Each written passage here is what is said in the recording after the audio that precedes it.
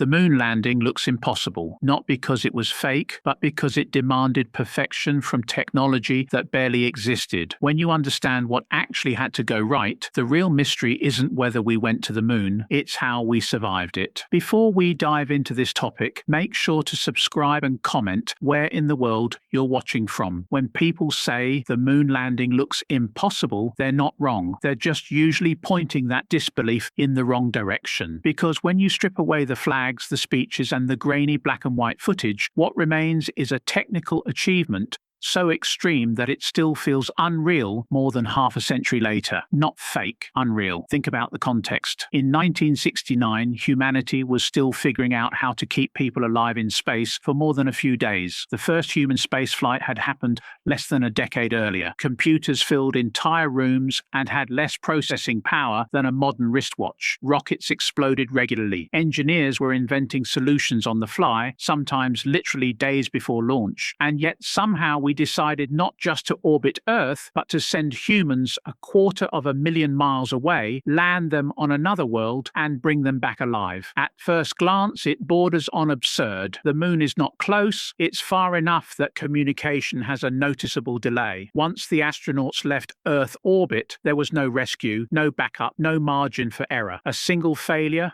one valve stuck, one calculation off, one cracked seal, and the mission would have ended in silence. Space is unforgiving. It doesn't allow improvisation in the way Earth does. Mistakes don't wound you, they kill you. Then there's the physics. To escape Earth's gravity, you need to reach escape velocity. To get to the moon, you must precisely thread a path through a complex gravitational system involving Earth, the Moon, and the spacecraft itself. This is the three-body problem, one of the most notoriously difficult problems in classical physics. Even today, we rely on massive computers to model these trajectories. In 1969, NASA did it with slide rules, human intuition, and a computer with 64 kilobytes of memory. The spacecraft itself didn't inspire confidence either. The lunar module looked fragile because it was fragile. Thin walls, exposed wiring, no aerodynamic shape. It wasn't built to fly through air, only through vacuum. It had never been fully tested in real lunar conditions. And the astronauts who boarded it knew that. They were not passengers. They were test pilots performing a live experiment on the surface of another world. And the margin for error? Essentially zero. Apollo 11 landed with less than half a minute of fuel remaining, 30 seconds. That's not a comfortable buffer. That's a gamble at the edge of catastrophe. From a modern perspective, it feels reckless, impossible, like a miracle that shouldn't have happened. And that's why the moon landing unsettles people. Not because it violates physics, but because it obeys physics so ruthlessly that success feels statistically insane. Every system had to work. Every person had to perform perfectly. Every assumption had to be right. When you really understand what Apollo 11 demanded, technologically, mathematically, and psychologically, the disbelief makes sense. The achievement stretches the limits of what we expect humans and machines to be capable of. The moon landing looks impossible because it almost was, and that's exactly why it remains one of the most extraordinary moments in human history. One of the strongest reasons people instinctively doubt the moon landing has nothing to do with flags or shadows. It's the computers, or more accurately, the almost total lack of them. When you hear what NASA was working with in 1969, disbelief feels like a rational response. The Apollo guidance computer was the most advanced computer ever flown at the time, and by modern standards, it was almost non-existent. It had about 64 kilobytes of memory, not megabytes, not gigabytes, kilobytes. That's less computing power than a basic digital calculator, less than a modern car key, less than the chip inside a microwave. And this tiny machine was responsible for navigating humans across 240,000 miles of empty space. Today, we casually open dozens of apps that individually use more memory than the entire Apollo spacecraft had combined. We rely on GPS satellites, cloud computing, and real-time data processing just to get directions across town. And yet in 1969, NASA calculated interplanetary trajectories with hardware that could barely display text. At first glance, it feels impossible, but the key misunderstanding is assuming NASA tried to do everything with the onboard computer. They didn't. The Apollo guidance computer was never meant to calculate the entire mission from scratch. It was designed to do something far more important: guide, not think. Most of the heavy calculations were done on Earth. Massive mainframe computers, still primitive by today's standards, but but far more powerful than the AGC, computed trajectories, burn times, and corrections in advance. Mission Control constantly tracked the spacecraft using radar and radio signals, calculating its position and velocity with astonishing precision. Updates were then transmitted to the astronauts, who manually entered them into the guidance computer. The AGC's job was execution. It controlled orientation, timed engine burns, stabilized motion, and assisted with navigation using preloaded instructions. It didn't multitask, it didn't run unnecessary processes, it did one thing, and it did it reliably. Even the software reflected this philosophy. The code was handwritten, reviewed line by line, and optimized down to the last instruction. There was no room for inefficiency. Every byte mattered. Margaret Hamilton and her team essentially invented modern software engineering principles out of necessity: error handling, priority scheduling, fail-safe design. During the Apollo 11 landing, when the computer became overloaded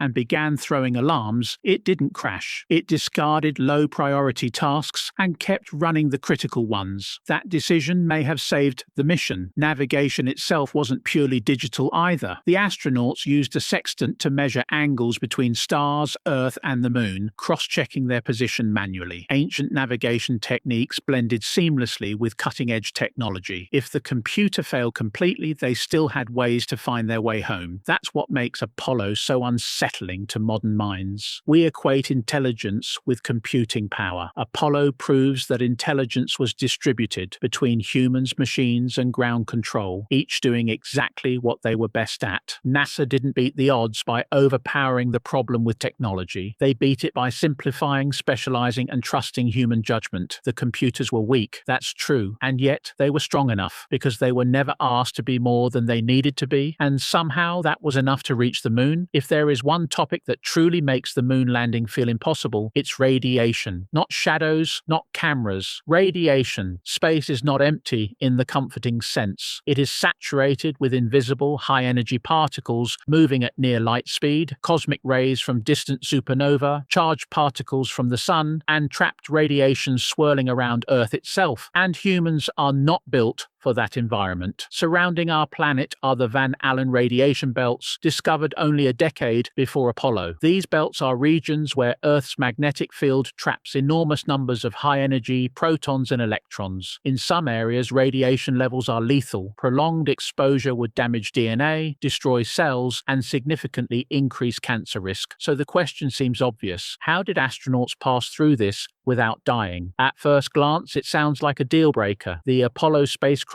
had no thick lead shielding, no heavy concrete walls, just aluminum, thin aluminum, and the astronauts passed through the Van Allen belts not once but twice. If radiation is as dangerous as we're told, this should have been catastrophic. But here's where intuition breaks down. Radiation risk depends on dose and time. The Van Allen belts are dangerous if you linger. Apollo didn't. The mission trajectory was carefully designed to pass through the thinnest regions of the belts at high speed. The astronauts spent roughly an hour total in the most intense radiation zones. Not days, not weeks, an hour. When scientists calculate the actual radiation dose received, the numbers are surprisingly modest. Depending on the mission, Apollo astronauts absorbed roughly the equivalent of a few medical CT scans. Not harmless, certainly, but far from lethal. The human body can tolerate short bursts of radiation far better than continuous exposure. The real danger wasn't the belts themselves, it was the sun. Solar particle events, massive eruptions that flood space with high-energy radiation, are unpredictable and potentially deadly. If a strong solar storm had occurred while astronauts were outside Earth's magnetic field, the aluminum hull would not have protected them. They would have been in serious trouble. And here's the uncomfortable truth. Apollo relied partly on luck. NASA monitored solar activity obsessively. Launch windows were chosen during periods of low solar activity. The missions avoided major solar storms not because technology could protect the astronauts, but because timing did. If a large solar flare had erupted at the wrong moment, the mission could have ended very differently. This is where modern standards clash with Apollo-era thinking. Today, we demand multiple layers of redundancy and safety margins. In the 1960s, astronauts accepted risk levels that would be considered unacceptable now. They knew the dangers. They signed waivers acknowledging they might not return. Radiation didn't make the moon landing impossible. It made it dangerous. And that's the distinction people often miss. Apollo wasn't safe by modern definitions. It was calculated risk at the edge of survivability. The astronauts survived not because radiation wasn't real, but because engineers understood it just well enough, and because the universe cooperated. That doesn't weaken the achievement. It makes it more astonishing. When people see the lunar module for the first time, disbelief is almost automatic. It doesn't look like a spacecraft. It looks like something assembled in a garage. Thin metal panels, wrinkled foil, exposed wires, spindly legs that seem barely capable of holding their own weight. Compared to modern rockets or even airplanes, it looks fragile to the point of absurdity, and that appearance has fueled skepticism for decades. But the lunar module looked flimsy for a reason. It was never meant to survive Earth. The lunar module was designed for one environment only, the vacuum of space and the weak gravity of the moon. There was no atmosphere to push against, no aerodynamic forces to endure, no wind, no rain, no pressure from outside. It didn't need thick walls. It didn't need strength in the way we normally define it. Every unnecessary pound meant more fuel, and more fuel meant a bigger rocket, and a bigger rocket meant more complexity and more failure points. Mass was the enemy, so engineers stripped everything down to the absolute minimum. The walls were just thick enough to hold internal pressure and block micrometeorites. The structure was light because it could be. The module would never experience Earth's gravity once it left orbit. On the moon, gravity is only 1/6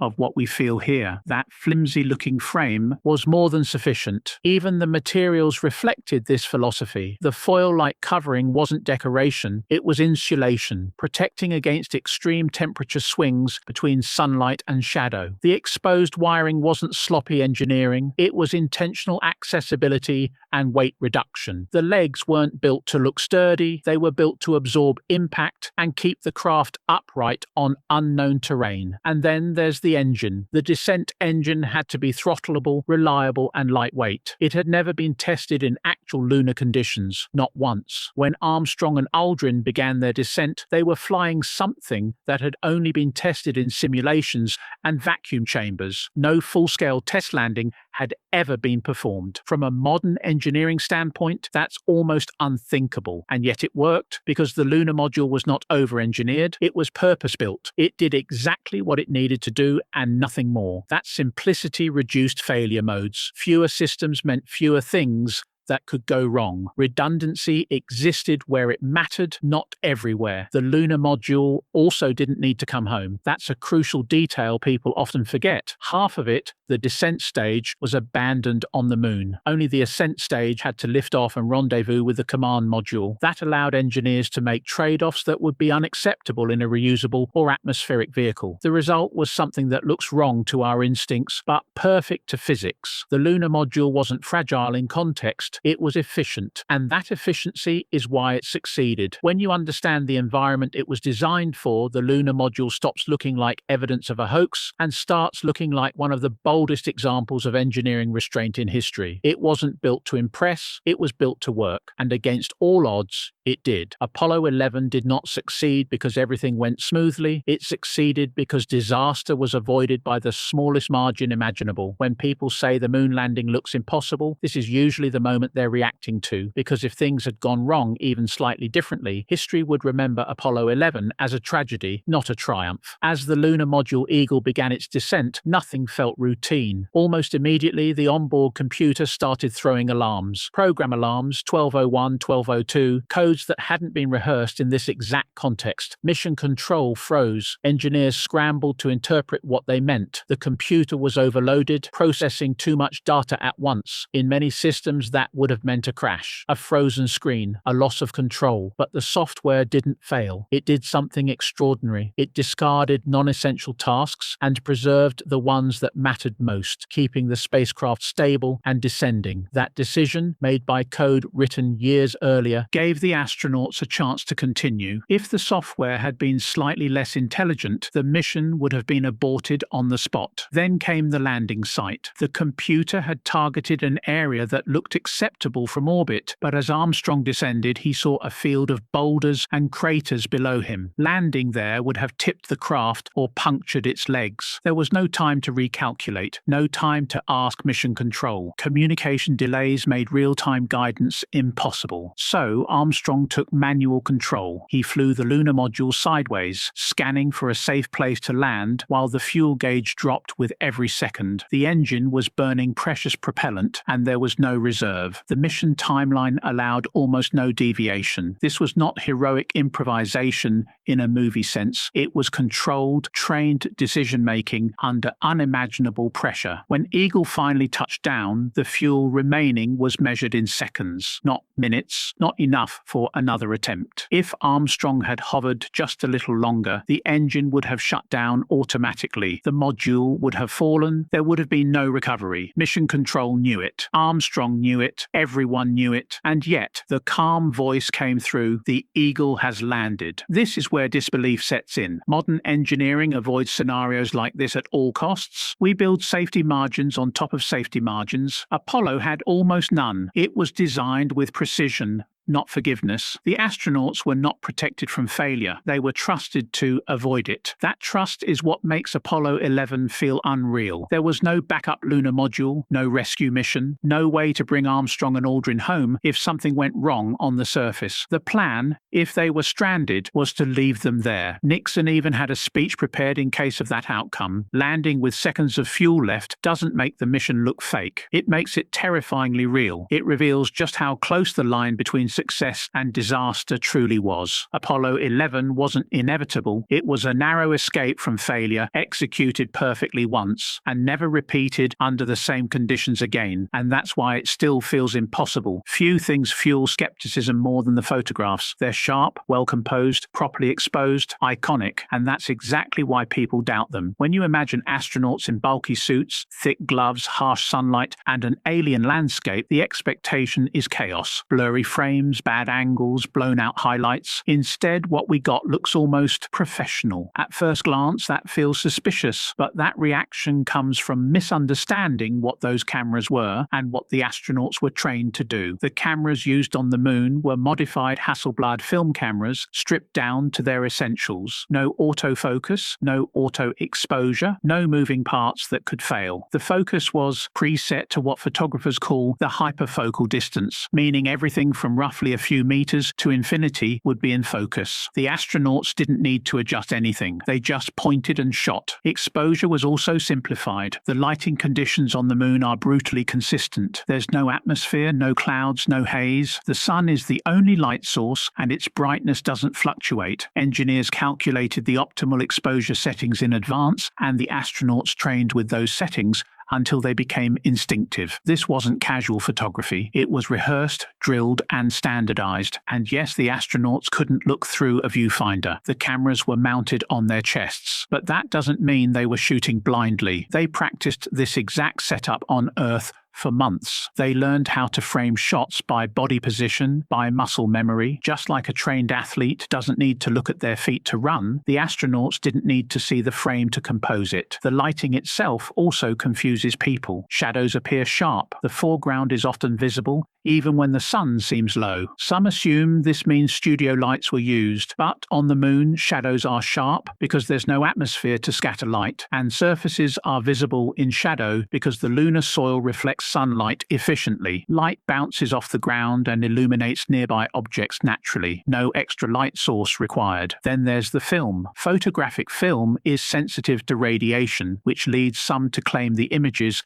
should have been ruined. But radiation damage depends on dose and duration. The film wasn't exposed for long periods. It was shielded inside the spacecraft most of the time, and when examined today, the original negatives actually show tiny tracks caused by cosmic rays, something extremely difficult to fake convincingly. Those imperfections are exactly what you'd expect from film exposed in space. Perhaps most telling is what would have been required to fake these photos. Not just one or two convincing images, but thousands, all consistent with lunar gravity, lighting geometry, astronaut movement, camera optics, and known physics, all without a single definitive inconsistency emerging after decades of scrutiny. The photos look perfect, not because they were staged, but because they were engineered, practiced, and executed with precision. They don't prove the moon landing was easy. They prove it was planned down to the smallest detail. And sometimes preparation looks so clean that people mistake it for fiction. Some of the most persistent doubts about the moon landing don't come from advanced physics or hidden technology. They come from simple visual details. Details that feel wrong to the eye if you don't understand the environment they exist in. The flag that appears to wave. Shadows that don't line up. Bright objects visible in shadow. To skeptics, these look like mistakes. To physicists, they look exactly like what you'd expect on the moon. Take the flag first. The idea that it's waving in the wind is one of the oldest claims, but the moon has no atmosphere, no air, no wind. So how could the flag move? The answer is mechanical, not mystical. The flag wasn't hanging freely. It was supported by a horizontal rod at the top to keep it extended, because otherwise it would have drooped limply. When the astronauts planted the pole, they twisted it into the lunar soil. That twisting motion transferred energy into the fabric. On Earth,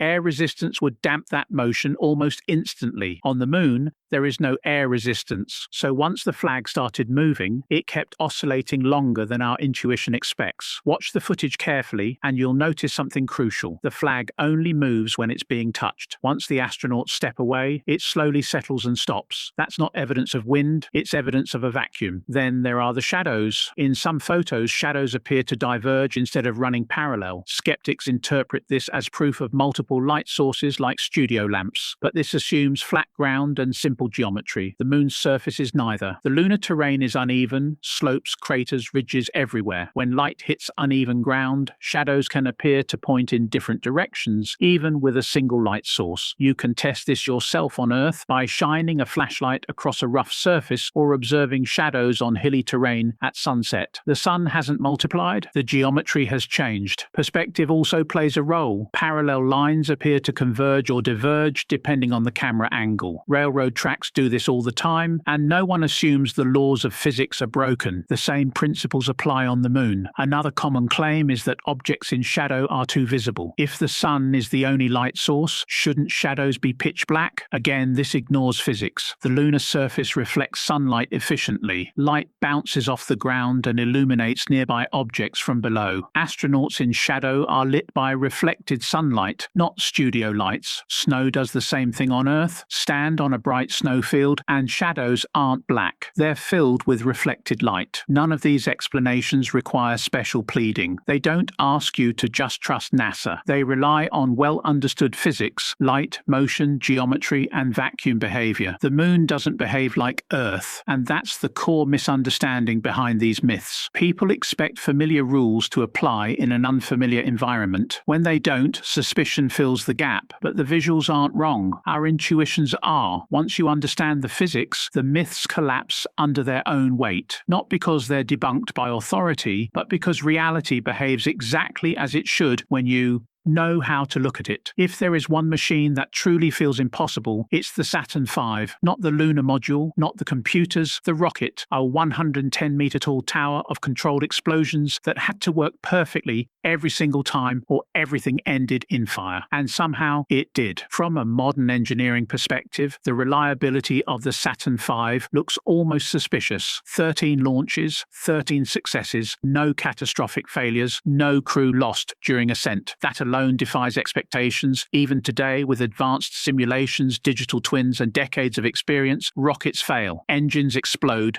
Valves stick, sensors misread, spaceflight remains unforgiving, and yet in the 1960s, NASA built the most powerful rocket ever flown, and it worked. At first glance, that feels unbelievable. The Saturn V generated 7.5 million pounds of thrust at liftoff. The vibrations were so intense that the rocket flexed. The engines burned thousands of kilograms of fuel per second. The first stage F1 engines were so powerful that engineers initially couldn't get them to run smoothly. Combustion instability caused engines to tear themselves apart during testing. They exploded repeatedly, and this is where the story usually gets skipped. NASA didn't magically design a perfect rocket. They destroyed hundreds of engines on the ground. They tested relentlessly. Full-scale tests, partial tests, stress tests pushed far beyond expected limits. Engineers deliberately tried to make the rocket fail so it wouldn't fail in flight. Every weakness was hunted down and eliminated through brute force experimentation. This was not elegant engineering, it was industrial warfare. The Cold War urgency changed everything. Failure wasn't just a technical setback, it was a political disaster. Beating the Soviet Union to the moon was a national priority. Budgets were massive, timelines were aggressive, and unlike today, risk was accepted. Engineers were allowed to test, break, rebuild, and test again at a pace that would be politically impossible now. There was also a crucial difference in philosophy. The Saturn V was not optimized for cost. It was optimized for success. Redundancy existed where it mattered. Simplicity was favored over cleverness. Systems were made understandable, inspectable, and testable. When something failed, engineers didn't patch it digitally, they redesigned it physically. And once the rocket flew, it flew the same way every time. There were no software updates, no mid-flight improvisations. Each launch followed an almost ritualistic checklist refined through repetition. Predictability became reliability. What makes the Saturn V feel unreal today is that we no longer build things that way. Modern space programs are fragmented across contractors, constrained by budgets, politics, and risk aversion. The industrial ecosystem that built Saturn V no longer exists. The factories are gone. The tooling was scrapped. The people who knew how to make it retired or passed away. So when people ask why we can't build Saturn V again, the answer isn't physics, it's commitment. The rocket worked not because it was easy, but because everything aligned: money, talent, urgency, willingness to accept risk. The Saturn V wasn't a miracle, it was the result of a civilization temporarily operating at full focus, and that's why it feels impossible now. Not because it was fake, but because we no longer build anything with that level of singular purpose. And this leaves us with one question: why haven't we gone back? This is the question that refuses to go away. If we went to the moon in 1969, why haven't we gone back? Not once, not twice, not even accidentally. More than half a century has passed and no human has set foot on the lunar surface since 1972. For many people, this feels like the strongest evidence that something doesn't add up. But the truth is far more uncomfortable than any conspiracy. We didn't stop because we couldn't. We stopped because we chose to. The Apollo program was never designed to last. It wasn't a sustainable exploration effort. It was a sprint, a political weapon in the Cold War, created to achieve a single objective: beat the Soviet Union to the moon. Once that goal was achieved, the justification evaporated almost overnight. Public interest dropped, budgets were slashed, missions were cancelled. The political will that made Apollo possible simply vanished, and with it, the infrastructure. The Saturn V production lines were shut down, factories closed, tooling was scrapped, engineers moved on or retired. The institutional knowledge, how to build, test, and fly those machines, was never preserved in a way that could be easily revived. Within a decade, the capability to go to the moon using Apollo hardware no longer existed. Risk tolerance also changed. Apollo-era astronauts accepted risks that would be unacceptable today. They flew experimental hardware with limited redundancy. They knew there was no rescue plan if something went wrong. After tragedies like Apollo 1, Challenger, and Columbia, space agencies became far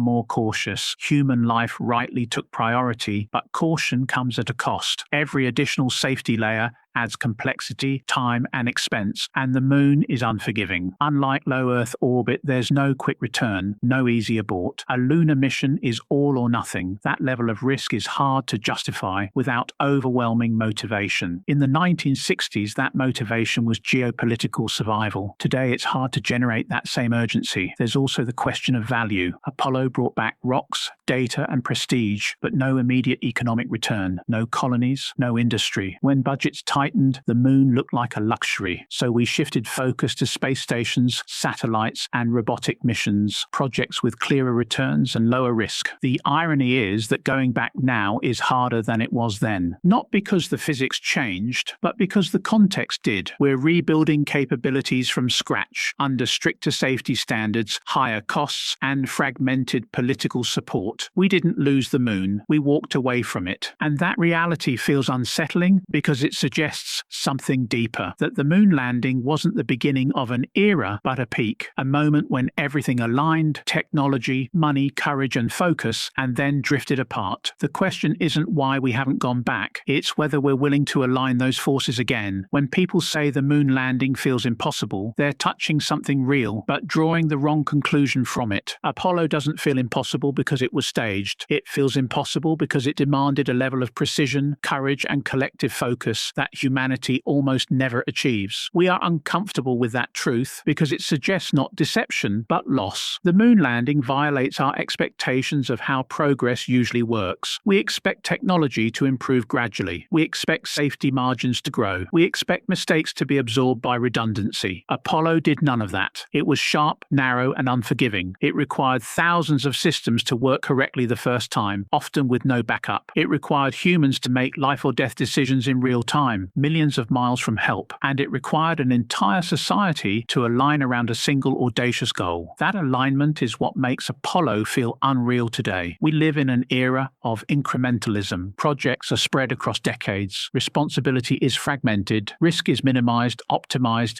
negotiated. Apollo was the opposite. It was a civilization briefly operating in a state of extreme coherence. Engineers, scientists, astronauts, politicians, manufacturers, all pulling in the same direction under a hard deadline with existential stakes. Beat the Soviets or fall behind forever. That level of focus is rare, almost miraculous. So when people look back and say they couldn't have done that with that technology, what they're really saying is, we don't do things like that anymore. And that's true. We don't. We dismantled the infrastructure. We accepted lower risk at the cost of slower progress. We traded singular ambition for distributed caution. The moon landing feels fake because it doesn't match our current experience of the world, but impossibility is not evidence of fraud. It's evidence of exception. Apollo wasn't the natural outcome of steady technological evolution. It was an outlier, a spike, a moment when constraints were ignored, risks were accepted, and the best minds on Earth were given permission to move fast and break nothing that mattered. And the evidence reflects that reality. The rocks are real, the tracking data is real, the physics checks out, the mistakes, near failures, and improvisations are exactly what you'd expect from a real dangerous mission, not a staged one. Hoaxes are clean. Apollo was messy. What makes Apollo so hard to believe is not that it contradicts physics, but that it reveals a version of humanity we barely recognize anymore. One willing to gamble, to concentrate, to accept loss